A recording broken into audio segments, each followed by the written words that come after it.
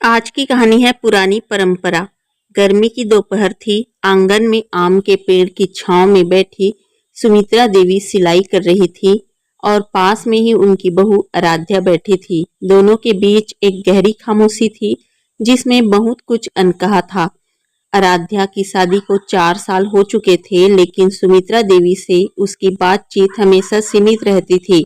आराध्या अपने मायके में बहुत प्यार से पली बढ़ी थी और ससुराल आते ही सास की सख्ती से घबरा गई थी। उसे लगता था कि उसकी सास उससे कभी खुश नहीं रहेंगी।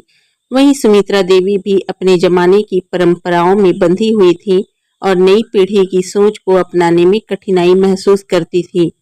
एक दिन घर में पूजा रखी गई थी। आराध्या ने पूरी मेहनत से तैयारी की थी, लेकिन जब उसने कुछ नया करने की कोशिश की तो सुमित्रा देवी ने उसे टोक दिया।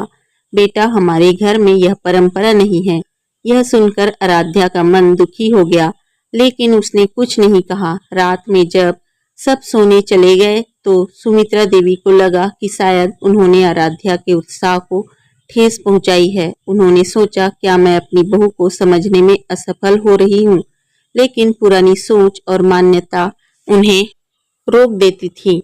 एक दिन सुमित्रा देवी की तबीयत अचानक बिगड़ गई। घर में कोई नहीं था, सिर्फ आराध्या ही थी। उसने बिना समय गंवाए डॉक्टर को बुलाया, दवाइयां लाई और पूरी रात अपनी सास की देखभाल की। जब सुमित्रा देवी की आंख खुली तो उन्होंने देखा कि आराध्या उनके पास बैठी उनकी हथेली सहला रही थी। उसकी आंखों में चिंता और स्नेह साफ झलक रहा था। तुम रात भर मेरे पास थी? सुमित्रा देवी ने हल्की आवाज में पूछा। जी माँ जी, आप मेरी भी तो माँ हैं, आराध्या ने भावुक होकर कहा। यह शब्द सुनते ही सुमित्रा देवी की आंखों में आंसू आ गए। उन्होंने पहली बार महसूस किया कि उनकी बहू उनसे कितना लगाव रखती है। बस वे ही कभी उसे सही तरीके से समझ नहीं पाई। उस दिन के बाद से सुमित्रा देवी और आराध्या के रिश्ते में नई मिठास आ गई। सास ने बहू को अपनी बेटी की तरह अपनाया और बहू ने भी सास को माँ जैसा दर्जा दिया। वे अब साथ बैठकर बातें करती, मिलकर खाना बनाती और एक दूसरे की भावनाओं को समझती। एक दिन आराध्या ने सुमित्रा देवी से कहा, माँ मैं चाहती हूँ कि आप भी मेरे साथ रसोई में कुछ नया सीखें। हम दोनों मिलकर नई नई चीजें बनाएंगे। सुमित्रा देवी ने हंसते हुए कहा, बिल्कुल, और बदले में मैं तुम्हें अपनी कुछ पारंपरिक रेसिपी सिखाऊंगी।